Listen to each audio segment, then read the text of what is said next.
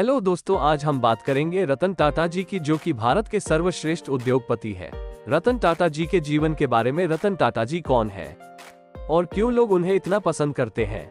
रतन टाटा जी की प्रारंभिक शिक्षा मुंबई के कैंपियन स्कूल में हुई है और माध्यमिक शिक्षा Cathedral and John Connon school में हुई है। इसके बाद उन्होंने अपना बीएस वास्तुकला में स्ट्रक्चरल इंजीनियरिंग के साथ कॉर्नेल विश्वविद्यालय से 1962 में पूरी की है। तत्पश्चात उन्होंने हार्वर्ड बिजनेस स्कूल में किया है। सन 1975 में एडवांस्ड मैनेजमेंट प्रोग्राम पूरा किया है।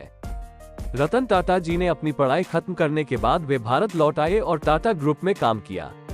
शुरुआती दिनों में उन्होंने टाटा स्टील के साथ शॉप फ्लोर पर काम किया।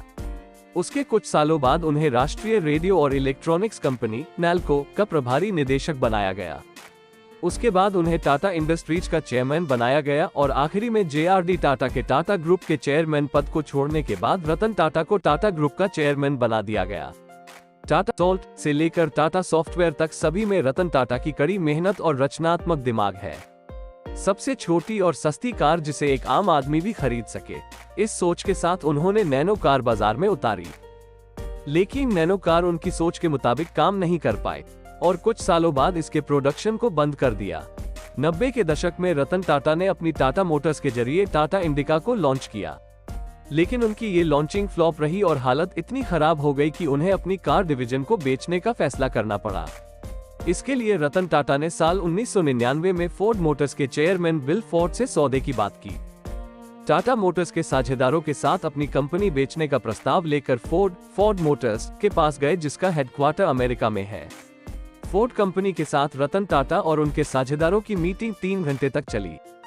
फोर्ड के chairman William clay Ford junior ने रतन टाटा को बातों ही बातों में ये कह दिया कि जब तुम्हें इस बिजनेस के बारे में कोई जानकारी नहीं है तो तुमने इस कार को लॉन्च करने में इतना पैसा क्यों लगाया? हम तुम्हारी कंपनी को खरीदकर बस तुम पर एहसान कर रहे हैं। ये बात रतन टाटा के दिल पर लग गई।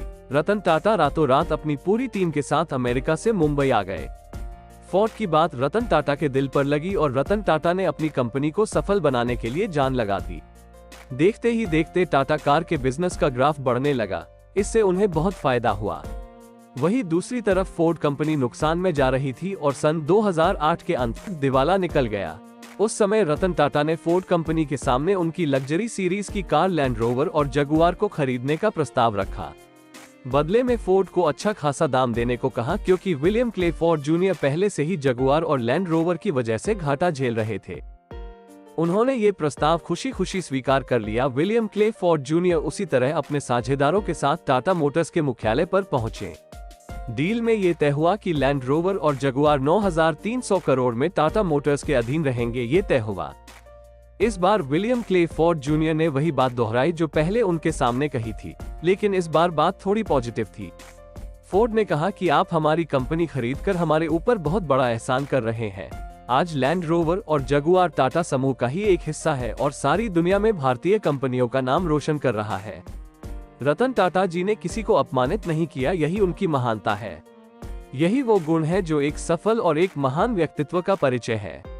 जब व्यक्ति अपमानित होता है तो अपमान का परिणाम क्रोध होता है, लेकिन महान लोग अपने क्रोध का उपयोग अपने लक्ष्य को प्राप्त करने के लिए करते हैं।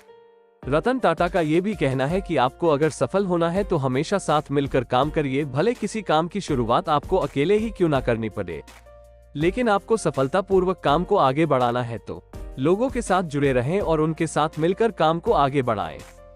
वो कहते हैं कि अगर आपको लाइफ में सफल होना है तो सबसे पहले अपने काम में फोकस करिए, ना कि उन चीजों में जो आपको अपने एम से दूर कर देती हैं। साथ ही रतन टाटा अपने कर्मचारियों, चाहे वो बड़ा हो या छोटा, सबसे प्यार से मिलते हैं और बातें करते हैं। रतन टाटा अपनी पूंजी का 66% दान कर देते हैं। कोविड-19 जैसी महामारी ने जब देश को चारों ओर से घेर लिया था, ऐसे वित्तीय संकट में टाटा एंड ग्रुप ने अपनी पूंजी में से 1500 करोड़ का फंड दिया था।